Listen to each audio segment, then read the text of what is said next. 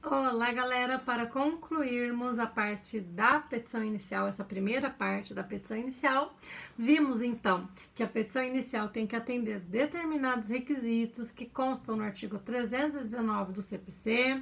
Vimos que se estiver tudo ok, o juiz vai deferir a petição inicial e vimos que, em caso de inexistência dos requisitos, de algum vício presente na petição inicial, o juiz poderá indeferir a petição inicial. Claro que quando for possível, houver vícios sanáveis, ele vai determinar antes a emenda da petição inicial para que a parte autora tenha a oportunidade de corrigir os vícios decorrentes presentes naquela petição.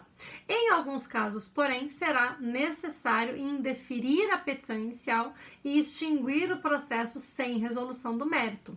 Significa que, neste caso, não estará presente um dos pressupostos processuais de desenvolvimento válido e regular do processo. Aquela petição inicial, então, não foi suficiente a provocar a instauração de uma demanda válida e, portanto, de um processo que poderia se desenvolver regularmente até a prolação de uma decisão que prestasse uma tutela jurisdicional no caso, que julgasse o mérito. Por isso que nós chamamos isso de sentença sem resolução do mérito. Não haverá possibilidade do juiz analisar o pedido, analisar o mérito da causa, que é a mesma coisa que pedido.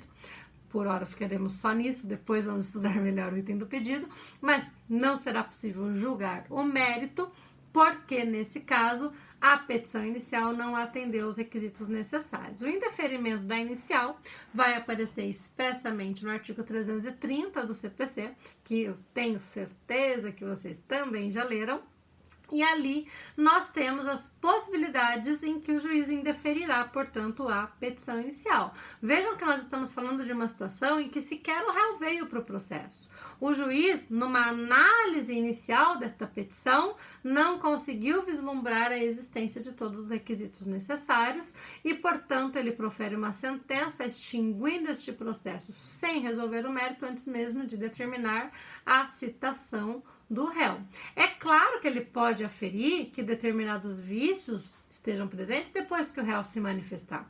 Pode ser que só a contestação do réu, por exemplo, evidencie uma ilegitimidade da parte, uma falta de interesse, não há problema nenhum nesse caso, e aí nós também estaremos diante de uma sentença sem resolução de mérito, dentro das hipóteses já do artigo 485 do CPC, não precisamos se preocupar com isso agora, porque isso fica depois para o estudo da sentença. Mas essa hipótese específica que nós estamos analisando agora é a hipótese em que o juiz, ao receber a petição inicial, constata que ela não pode, que a demanda não pode se instaurar, que ela não pode prosseguir, porque não é possível prestar aí uma tutela jurisdicional num processo que tem um vício em seus pressupostos de desenvolvimento válido e regular, ok? A primeira hipótese de indeferimento da inicial ocorre quando a inicial for inepta. A inicial tem que ser apta, vocês já sabem disso. Estudamos isso lá nos pressupostos processuais. Mas, se a petição inicial não for apta, for inepta, ela terá que ser indeferida. E aí, o próprio parágrafo 1º deste mesmo artigo 330 vai nos dizer quando que uma petição inicial se considera inepta. E vejam que a inépcia da petição inicial tem relação com o pedido formulado pela parte ou com a causa de pedir. O próprio inciso 1º do parágrafo 1º já vai dizer: a petição inicial é inepta quando lhe falta pedido ou causa de pedir. A parte não apresenta pedido ou causa de pedir. Ah, mas não é possível determinar a emenda da inicial nesse caso? Claro que é. É possível sempre que der para salvar, o juiz tem que tentar salvar, né, gente? Então, ele tem que determinar a intimação para regularização. Se isso não acontece, será caso, então, de indeferimento da inicial. A petição inicial também será considerada inepta quando o pedido for indeterminado. Não estudamos ainda o pedido especificamente, faremos isso na semana que vem. Mas, quando estudarmos o pedido, falarei para vocês que o pedido tem que ser certo e determinado. A parte tem que indicar a providência jurisdicional que ela pretende obter e o bem da vida específico quantificado, inclusive, que ela pretende obter. Eu quero a condenação do réu ao pagamento de 10 mil reais, eu quero a condenação do réu à entrega de 10 sacas de café do tipo previsto no contrato, e por aí vai. Em algumas situações se admite a formulação de pedido genérico e na semana que vem nós vamos entender quais são.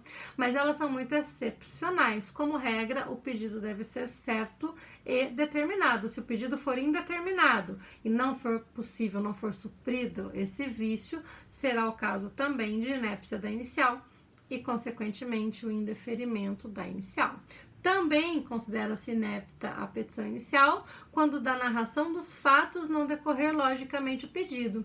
Eu disse para vocês na aula de ontem que a pretensão formulada pela parte está diretamente atrelada à causa de pedir. A causa de pedir qualifica o pedido. A causa de pedir justifica o pedido. Se os fatos narrados, se os fatos que integram a causa de pedir não têm relação com aquele pedido que foi formulado, também ali nós estamos diante de inépcia da petição inicial. E por fim, houver incompatibilidade entre os pedidos. Na semana que vem também veremos que existe a possibilidade de cumulação de pedidos. Eu posso formular mais de um pedido, mas um dos requisitos da acumulação, em especial da acumulação própria de pedidos, que nós estudaremos na semana que vem, é a compatibilidade entre os pedidos. Você não pode pedir a nulidade de um contrato e a revisão das parcelas do contrato. Ou o contrato é nulo e, portanto, ele não vai se cumprir, ou ele é válido, mas você precisa de uma revisão das parcelas por alguma razão, onerosidade excessiva, seja lá o que for.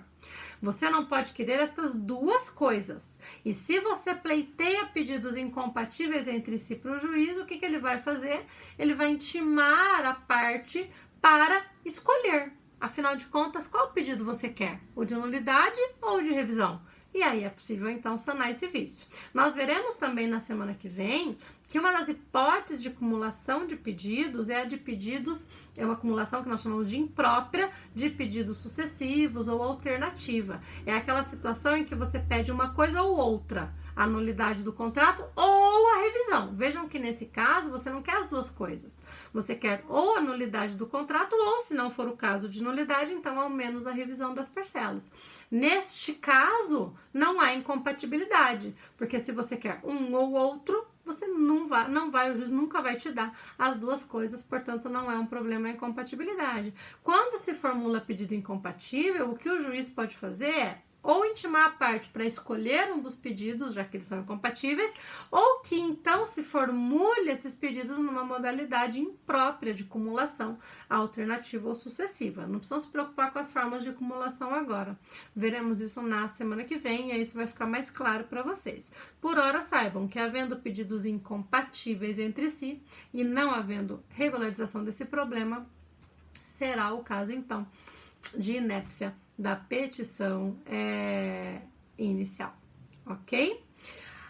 A petição inicial também vai ser indeferida quando faltarem duas das condições da ação.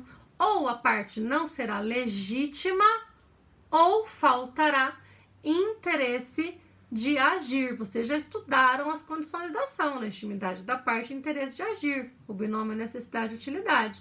Devem ter visto naquela época também, não estavam comigo ainda, mas devem ter visto isso também com certeza, que neste caso nós estamos diante de condições da ação que para alguns não existem mais com esse nome no CPC, né? Nós temos então a previsão aí para alguns de que as condições da ação deixaram de ser condições da ação. Nesse caso, nós temos, então, hipóteses de pressupostos processuais para alguns, né? Enfim, uma série de teorias. Para mim, continuamos tendo condições da ação. O fato do CPC não usar essa expressão não significa que legitimidade e interesse não são. Seja como for, independentemente disso, o fato é que o 330 vai dizer que a petição inicial será indeferida quando a parte for ilegítima ou faltar interesse processual, ou seja, não estiverem presentes aí uma das duas condições da ação, será também o caso de indeferimento. E por fim, será também o caso de indeferimento quando, uma vez intimado para tanto, o autor não apresentará a emenda inicial. O juiz, quando é possível regularizar, e nessas hipóteses do 330 isso também pode acontecer, ele vai dar um prazo de 15 dias para a parte regularizar, para apresentar a emenda inicial. Se ela não regulariza, se ela não corrige o problema, o juiz pode até dar outra chance para ela. Eu falei para vocês no vídeo anterior que é possível determinar quantas vezes for necessária a emenda, mas pode ser que o juiz, de cara, logo após a primeira emenda, não havendo seu atendimento, já indefira a petição inicial, porque não houve cumprimento da previsão de emenda. Ou também na hipótese de não atendimento da previsão do artigo 106, que exige a indicação na inicial do advogado e seu respectivo endereço, seu respectivo escritório do advogado que patrocina a ação. Essa indicação tem relação direta com um outro pressuposto processual, que é o da capacidade postulatória, que vocês também já estudaram. Claro que também aqui nós temos possibilidade de regularização. Então, sendo possível, o juiz vai intimar a parte para indicar e atender o 106. Não atendendo, aí sim será o caso de indeferimento da inicial.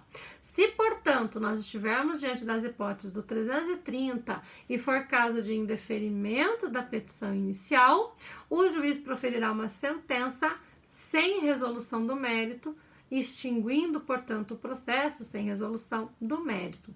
Tratando-se de sentença, o recurso cabível aqui será a apelação.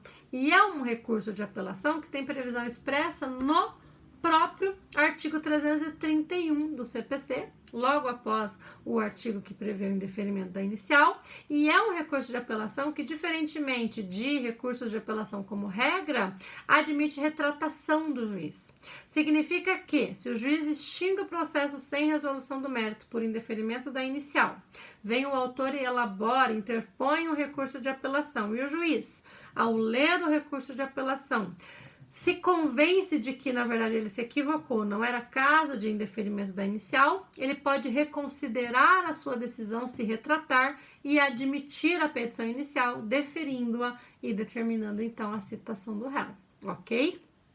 Temos aí, então, a ideia do indeferimento da inicial, e é muito importante, pessoal, quando nós elaboramos uma petição inicial, e aqui eu já deixo o ganchinho para o nosso LPJ, que estes dois dispositivos estejam na mente de vocês, o artigo 319 e o artigo 330. Você precisa primeiro saber que requisitos que a sua petição inicial tem que ter e, num segundo momento, saber que vícios ela não pode ter. Então, uma análise do 330 no momento de se elaborar uma petição inicial é fundamental para que você saiba se a sua petição inicial está corretinha, está apta, se as condições da ação estão presentes, se está tudo certo. Eventualmente, se você, ao fazer uma revisão, uma análise da sua petição inicial, constata que há vícios do 330 que estão presentes, você já pode corrigi-los, evitando assim o indeferimento da sua petição inicial. Ok? Falaremos melhor disso na semana que vem, com o caso em mãos, o caso em que haverá por vocês a elaboração da petição inicial, ok? Daqui a pouquinho nos encontramos no Colab para tirar todas as dúvidas, resolvermos os exercícios e preparar vocês para, então, na semana que vem podermos aí analisar o caso prático que nos levará à elaboração da petição inicial, ok? Até daqui a pouco, um beijo e até!